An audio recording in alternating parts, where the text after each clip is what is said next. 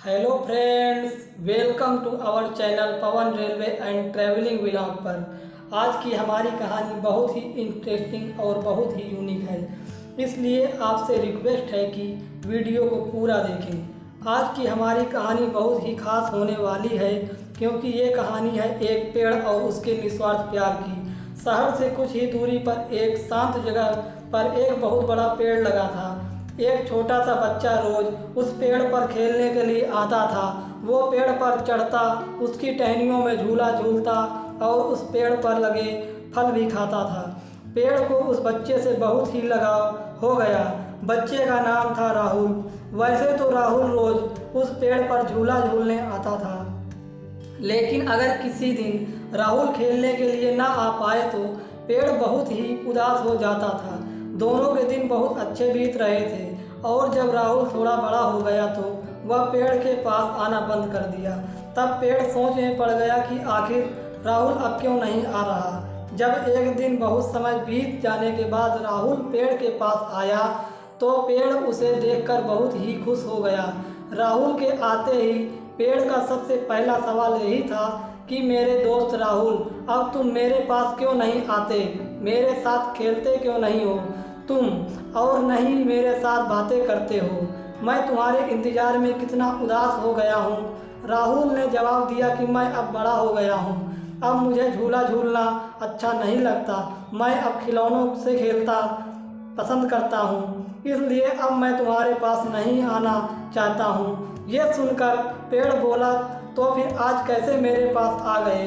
राहुल ने कहा, बात यह है कि मेरे पास बहुत ही पुराने खिलौने हैं। मैं नए खिलौने और स्कूल जाने के लिए साइकिल खरीदना चाहता हूँ, लेकिन मेरे पास पैसे नहीं हैं। पेड़ ने ये बात सुनकर कहा कि मेरे दोस्त, पैसे तो मेरे पास भी नहीं हैं, लेकिन मैं तुम्हारी मदद ज़रूर कर सकता हूँ। तुम मेरे फल तोड़कर बाज़ार में बेच दो, इससे तुम्हें पैसे भी मिल जाएंगे जिसके तुम नए नए खिलौने खरीद सकते हो, और फिर तुम उनके साथ खुशी से खेलना।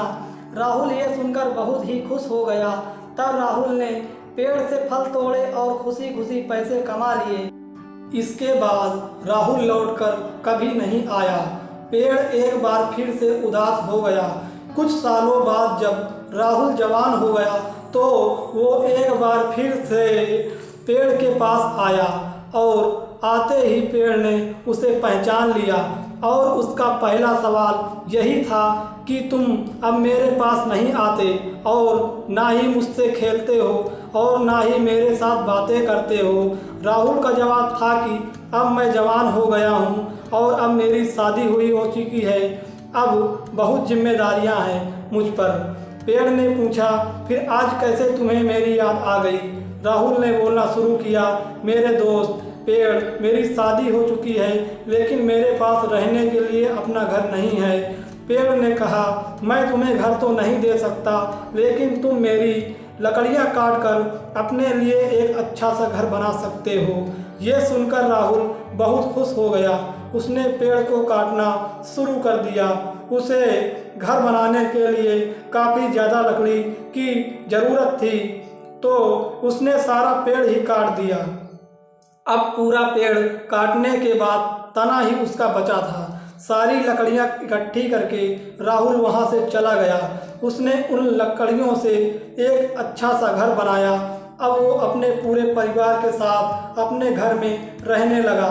उसका समय अब बहुत अच्छे से बीत रहा था। वो अपने घर में बहुत खुश था। अब उसे उस पेड़ की याद भी नहीं आती थी। इधर वह पेड़ कटा हुआ तना मात्र रह गया था। कुछ साल बीतने के बाद जब राहुल बूढ़ा हो गया तो वो एक बार फिर से पेड़ के पास पहुंचा। उसे देखकर पेड़ ने उसे पहचान लिया, और वह बहुत ही खुश हो गया। राहुल को देखकर पेड़ ने पूछा, इतने सालों बाद आए हो मेरे पास, अब तो तुम्हें देने के लिए कुछ बचा ही नहीं है कि मैं दे सकूं। अब तो मैं कटा हुआ तना मात्र ही हूँ। इतना सुनकर राहुल की आंखों में आंसू आ गए। वो बोला, मेरे दोस्त पेड़, आज मैं तुमसे कुछ मांगने नहीं आया हूँ। मैं अपने इस जीवन की भाग दौड़ से बहुत ही थक चुका हूँ। अब तो सिर्फ मन की शांति और अब आराम से बैठना चाहता हूँ। तुम ही मेरे एक ऐसे दोस्त हो जिसने बिना किसी स्वार्थ के मेरी मदद की है, अपना सब कुछ मेरे लिए कुर्बान कर दिया।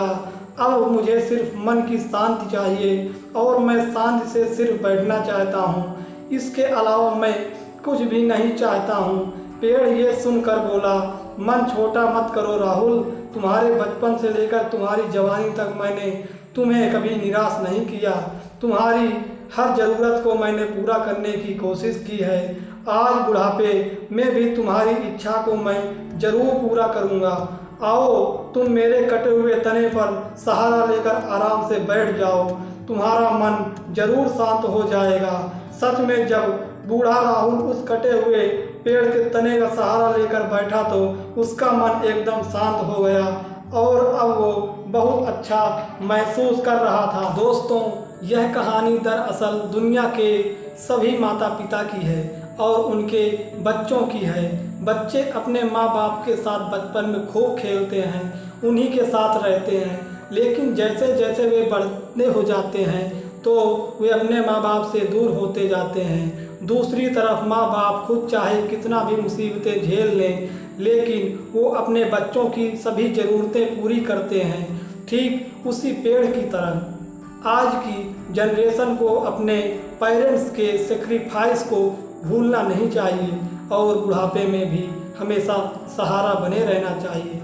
दोस्तों, ऐसी आनंद से भरपूर वीडियो को देखने के लिए आप चैनल को सब्सक्राइब कीजिए, वीडियो को लाइक कीजिए एंड शेयर कीजिए। Thank you.